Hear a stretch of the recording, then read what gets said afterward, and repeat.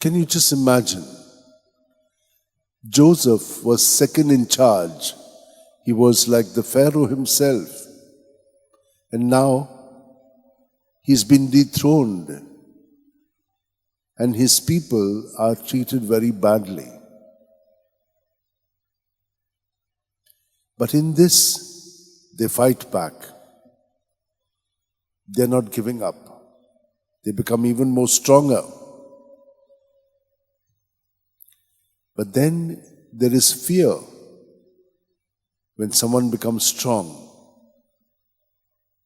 What do? They try to eliminate. How do they do? How does Pharaoh do it?